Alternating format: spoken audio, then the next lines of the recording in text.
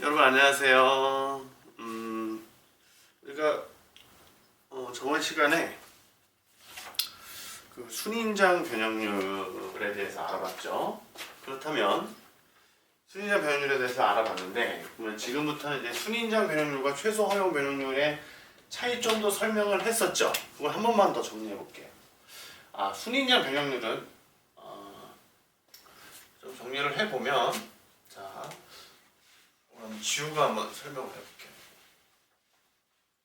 하나를 좀 만들었는데, 순인장 변형률과 최소 허용 변형률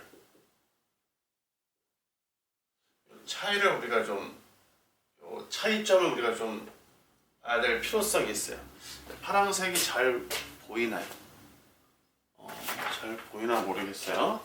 그래서 검은색으로 다시 좀 변경해서 한번 해볼게요. 자, 첫 번째로 순인장 변형률과 최소 허용률에 대한 변형률 차이점은 딱 한 가지예요. 뭐냐? 2.0 입실론 y냐, 최소 허용 변형률은 2.5 입실론 y냐. 이 두 가지 차이밖에 없습니다. 근데 왜 이거를 갈라놨느냐라는 거죠. 그러니까 콘크리트는 1900년도 초반부터 벌써 110년간의 무수한 실험을 통한 연구 자료를 기반으로 만들어진 식들이 대부분이에요. 그렇다 보니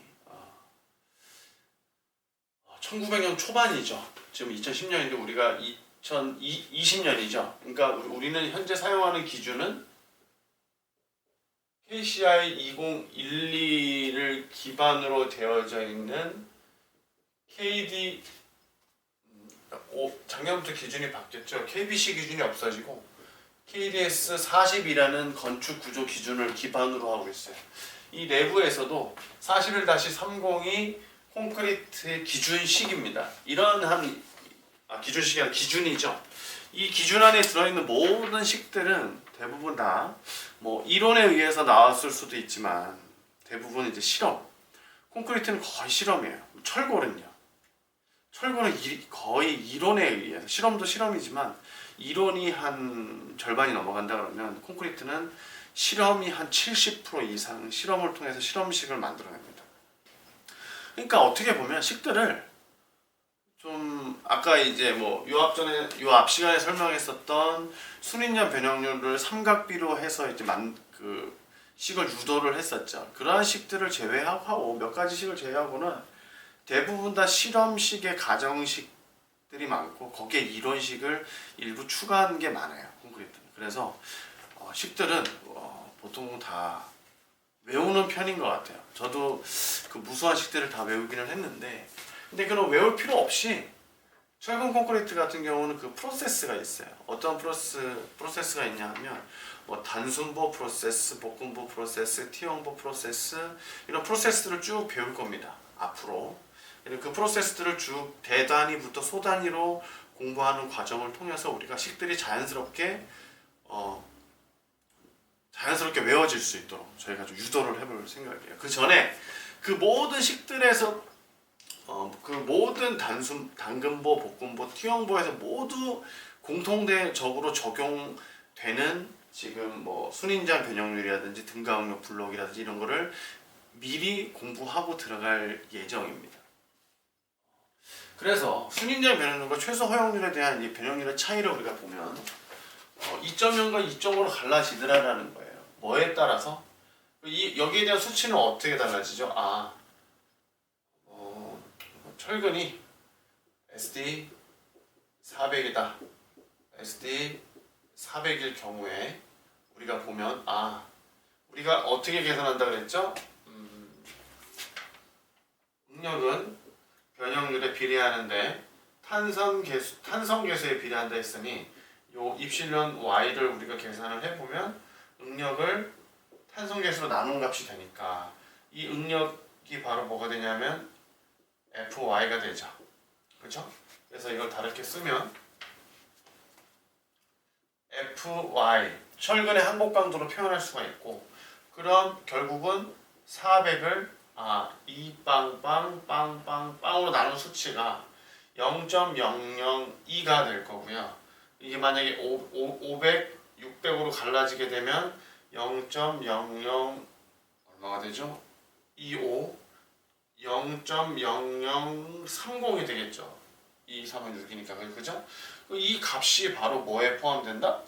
바로 이 입실론 y에 해당되는 수치이기 때문에 입실론 y는 철근 강도에 따라서 좀 변화가 되는구나 라는 사실을 우리가 알 수 있죠. 그래서 SD 500과 SD 500 그다음에 SD 600 SD 600으로 갈라질 수가 있겠죠. 그럼 어떻게 돼요? 승인율 배연율 한계 상태니까 2.0 입실론 y를 하게 되면 순인자 변형률에 대한 거 0.004보다 커야 되는구나 라는 걸 알 수가 있고, 이렇게 0.004 이상, 그러니까 2.0 입실론 y니까 0.004가 되겠죠. 0.002에 곱하기 2배니까요. 여기는요 2.5배니까 입실론 t 값은 최소 허용 변형률이 0.005 이상이어야 파이 값을 무조건 0.85를 쓸 수 있구나라는 결론이 쓰는 거죠. 그러면 SD 500일 때는 어떻게 될까요? 0.0025에 2.5배니까 잠시만요. 계산기를 잠시 가지고 올게요.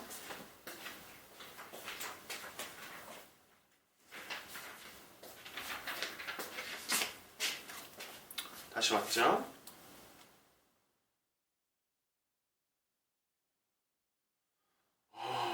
1번이죠.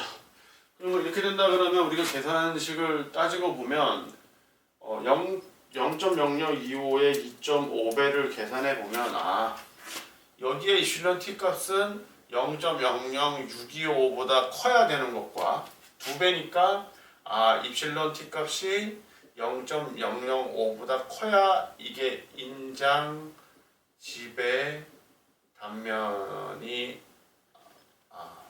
그죠? 최소 순인자 변형률 이상이 돼야 인장 지배 단면이라 표현을 하고요.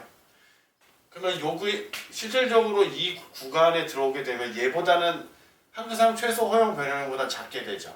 이게 늘 작아요.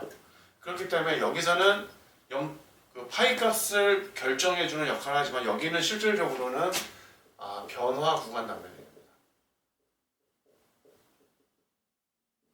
여기는 그러니까 인장 지배 단면이지만 변화 구간 내에서도 이 수치 이상은 우리가 인장 지배 단면으로 보겠다라는 계획이에요. 이거 실험에 나온 거죠. 그렇기 때문에 여기에서의 파이 값은 우리가 어느 정도 되지만 우리가 뭘 할 수가 있죠? 최소 허용 변형률을 초과하게 되면 무조건 파이 값이 0.85라는 얘기예요. 그러니까 결론적으로 여기서는 이 수치를 초과하게 되면 파이는 0.85를 쓸 수 있다는 거예요.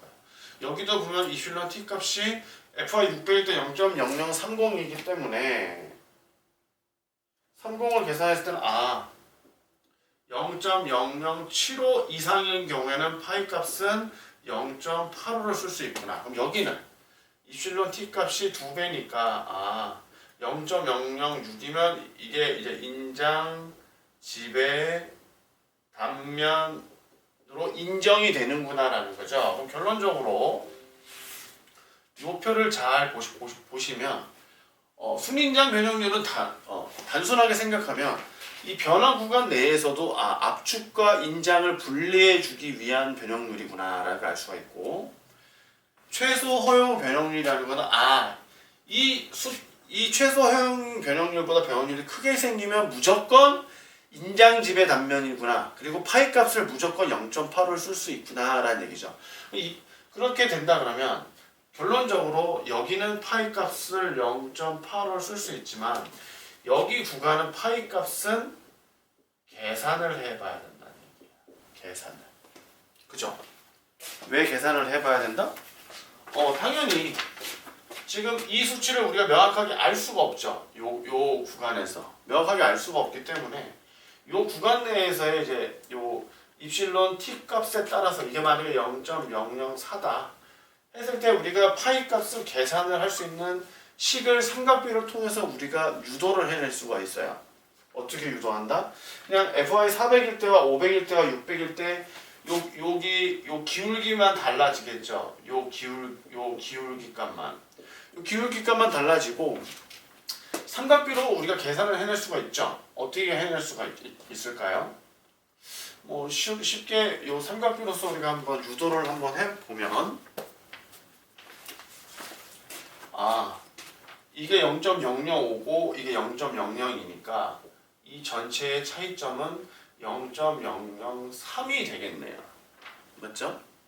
그리고 요 높이는 어떻게 되죠? 0.85에서 0.6을 빼니까 여기는 0.2가 되겠네요. 뭐 요 수치가 그런다면은 뭐 또 식을 0.15가 되겠네요. 그러면은 삼각비기 때문에 우리가 계산을 한번 해보면 이렇게 생긴 삼각형과 이렇게 생긴 삼각형 두 가지로 우리가 알 수가 있겠네요. 그러면은 여기서의 변수는 이 높이가 되겠죠. 이 높이가. 그러면 어떻게 이거를 이야기를 할 수 있을까요? 뭐 여기는요. 이게 0.004로 우리가 가정을 했기 때문에 0.004에서 0.005기 때문에 여기는 0.001이 될 거고요. 이렇게 되면 우리가 삼각비로서 계산을 낼 수가 있죠. 밑변분의 높이니까 0.003 대 0.2는 0.003 대 높이 0.2는 0.001 대 x라고 할 수 있죠. 맞나요? 그럼 이 높이 x가 있으니까 이 x는 0.85에서 x만큼 빼면 파이 값이 된다는 결론을 쓰겠죠. 그렇게 되면 0.003x는 어떻게 되죠? 0.2 곱하기 0.001이 되니 결론적으로 x 값을 우리가 추정을 해보면 이 x 값은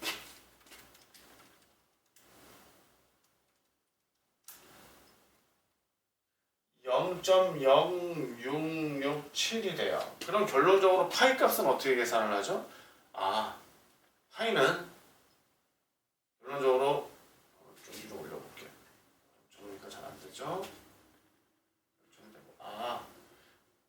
결론적으로 파이 값은 0.85에서 0.067을 빼주게 되는 거죠. 뭐 0.0667도 맞고 0.067도 맞죠. 소수점 위로 올리니까. 그럼 0.85에서 0.067을 빼게 되면 0.783이라는 파이 값을 계산해낼 수가 있는 거죠. 그죠? 그럼 만약에 여기 0.003 뭐 0.003, 4, 5 모두 계산을 해낼 수가 있겠죠. 이거를 식으로 우리가 만들어낼 수 있는 거죠. 식으로 만들어내면 어떤 게 주요하다? 철근 강도에 따라서 이 기울기만 변하더라라는 거죠. 이게 0.002는 변하지 않는 수치가 되죠. 얘는 안 변합니다. 압축집에 담면은 뭐만 변한다? 얘도 변하게 되죠. 어떻게 변하죠?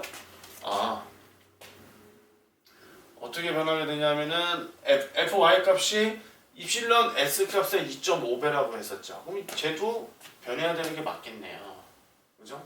0.00 능력은 그렇죠. 입실론 2.0배니까 얘도 2, 3, 뭐 아까 2, 2.5, 3 변하게 되죠. 그 강제에 따라 가지고 여기서 얼마였었죠? 400일 때는 입실론 y 값이 2.5 곱하기 0.002지만 여기도 2.0 곱하기 0.002이기 때문에 이게 0.004가 되고 얘는 0.005가 되는 거죠. 이 수치가 바뀌는 거죠. 어떤 수치가 바뀌죠? 이 수치가 바뀌게 되죠. 이거는 400일 때의 변형이 되는 거죠. 400이니까 아까도 설명을 드렸지만 변형률은 FY 400 나누기 200, 000이 되는 거기 때문에 500이면은 얼마, 600이면 얼마니까 이 기준 포인트도 바뀌게 되겠네요. 그러면 그 강제별로 이거를 이제 식으로 우리가 보통은 나누게 돼요. 근데 지금은 이제 그렇게까지 하긴 좀 애매하니까 FY 400일 때에 우리가 구하는 식만 우선 알려드릴게요. 이게 SD 400일 경우에 파이 값은 0.65에서 플러스 돼서 올라가겠네요. 그죠? 0.65 플러스 기울기가 3분의 200 정도 돼요. 기울기가 3분의 200 정도 되고 입실론 t 마이너스 0.002 우리가 계산해내는 입실론 t 값이죠. 결론적으로 순인장 변형률 여기에서 계산된 요 입실론 t 값에서 이 값을 빼주겠다라는 얘기죠. 이 값을 빼주겠다는 얘기예요. 그러면은 입실론 t 마이너스 0.00 이렇게 계산을 하면 그 강도 저감 계수를 우리가 산정해낼 수 있는 겁니다. 자 보면은 뭐 조금 어려워 보이지만 한번 제가 쭉 적어 드리는 대로 그리고 칠판에 적어 드리는 대로 한번 쭉 써보시게 되면 전체 흐름에 대한 맥락은 우리가 파악을 할 수가 있어요. 전체 흐름에 대한 맥락은 파악을 할 수가 있고 다시 한번 좀 정리를 한 번 더 해드릴게요. 이게 되게 많이 헷갈려해요. 뭐 선생님이 말씀해 주시는데 이게 강도 저감 계수가 뭔지도 잘 모르겠고 지금은 몰라도 돼요. 왜냐하면 설계에 우리가 당근보 설계를 들어가면 이 프로세싱이 모두 나오게 돼요. 지금까지 배우고 요 다음 시간 등가응력 블록까지 갈 수 있는 그런 모든 이론들이 모두 당근보 해석부터 해서 모두 써먹게 되는 거죠. 지금 당장 이걸 어떻게 써먹어라 그런 얘기는 아니에요.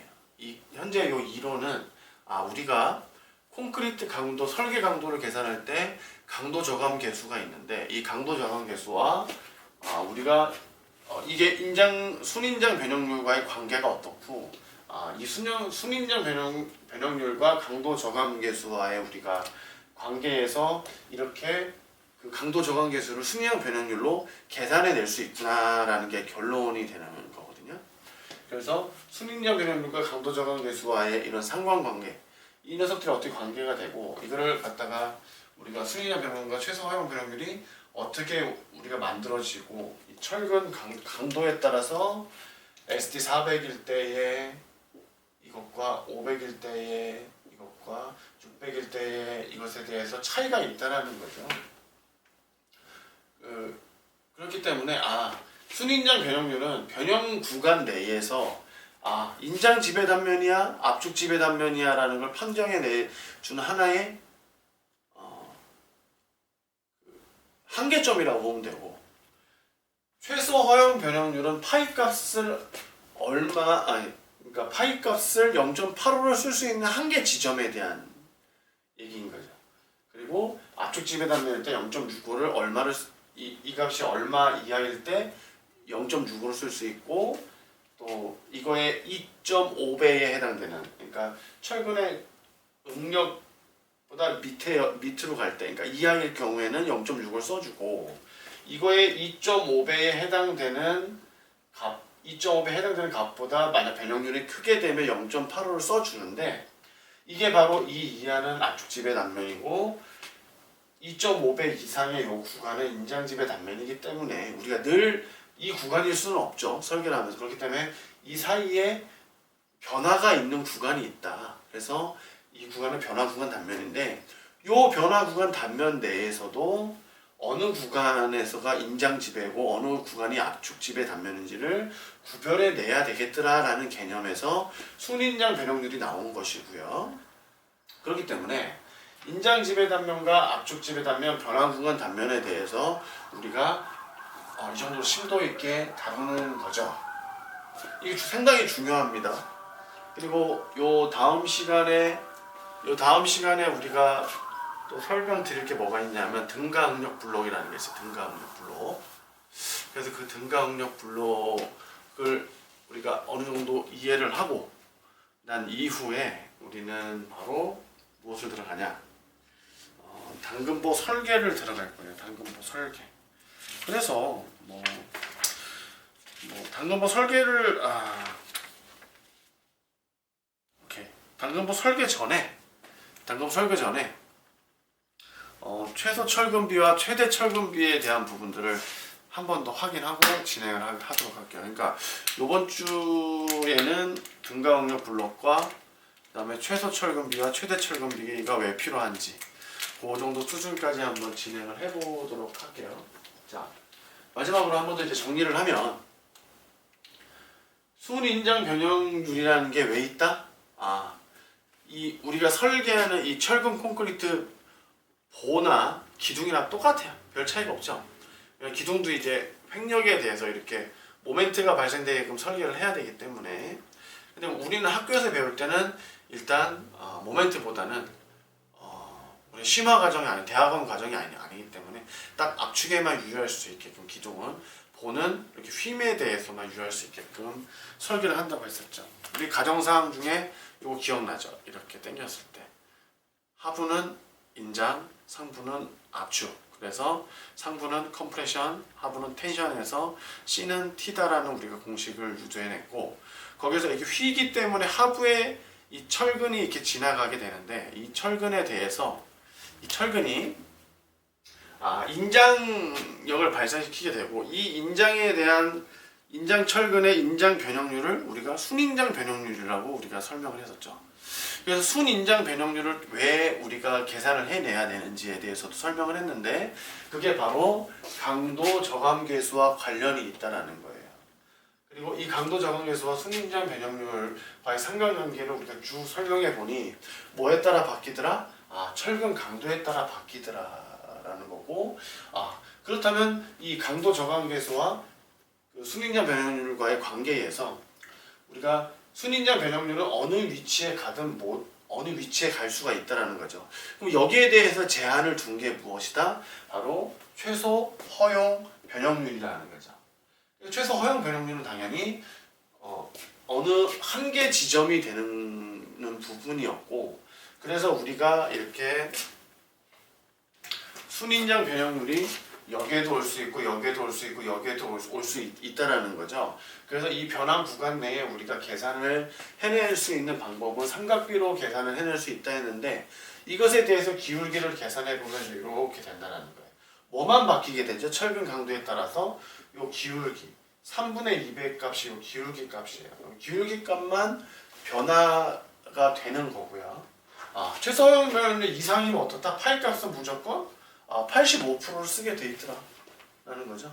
그래서 뭐 400일 때는 0.005, 500일 때는 625, 600일 때는 75, 이렇게 우리가 최소 허용 변형률이라는 걸 알 수가 있고, 이게 한계 지점이니까 우리는 이 값을 계산해서 얘보다 밑에 있는지 위에 있는지를 가늠해서 최소 허용 변형률을 초과하는 요 위치에 와 있다. 그러면 파이 값은 0.85가 바로 되겠지만, 바로 요 변화 구간 단면에 있다 그러면 강도 저감계수인 파이 값은 이러한 식들에 의해서 계산을 해서 우리가 결정해 줄 수밖에 없다라는 거죠. 이제 전체적으로 큰 흐름은 그렇습니다. 좀 어려울 수도 있어요. 근데 이제 계속 할 거예요, 이 내용은. 왜냐하면 콘크리트 당근보 계산할 때도 순인장 변형률에 따라서 강도 저감계수를 산정해야 되고, 볶음보 할 때도 순인장 변형률에 따라 가지고 강도 저감계수를 산정해야 되고, T형보도 똑같습니다. 그렇기 때문에 결국은 이 순인장 변형률을 계산을 못한다라고 하는 것은 철근 콘크리트에 있는 설계 모멘트 강도를 계산할 수 없다라는 결론이 있습니다. 공칭 강도만 계산해낼 수 있는 거죠. 그리고 뭐 볶음보 프로세스를 나중에 한번 설명드리겠지만, 당근보 프로세스 먼저 들어가겠죠.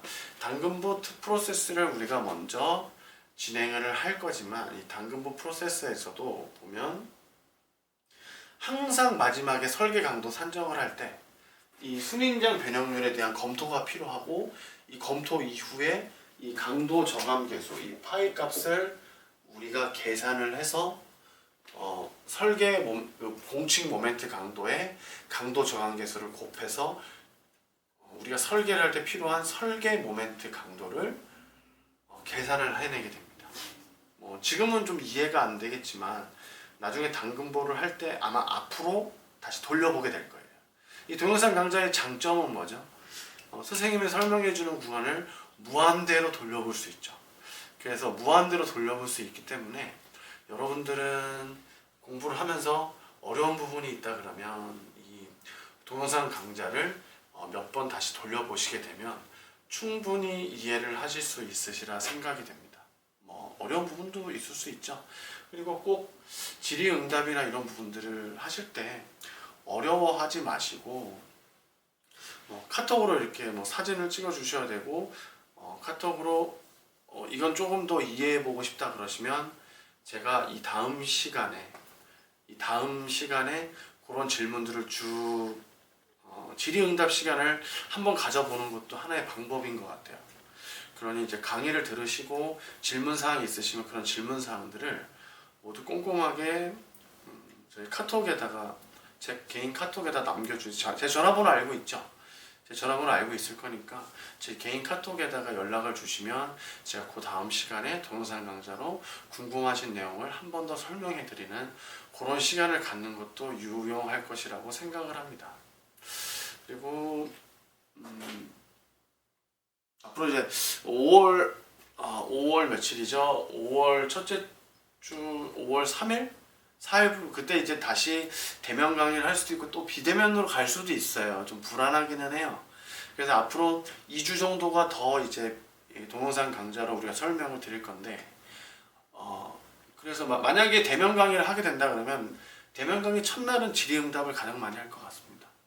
여러분들도 공부를 하면서 궁금한 점 있으면 카톡으로도 보내주시면 어느 정도 일부 정리를 해 놓으셨다가 저를 만나는 첫째 날에 모두 질문을 해주시면 저희가 명확하게 설명을 해드리도록 하겠습니다. 어쨌든 그 코로나 때문에 다들 고생이죠. 여러분들도 좀 고생스럽지만 우리가 조금 더 참고 잘 극복해서 이번 1학기 힘든 요 1학기를 잘 극복해내서 서로 웃으면서 2학기 때 또 다시 만날 수 있겠죠. 그러니까 지금 힘들더라도 좀 열심히 그 강의 시청을 해주시기를 부탁드리겠습니다. 그러면 이번 시간 강의는 여기까지 하겠습니다. 고맙습니다.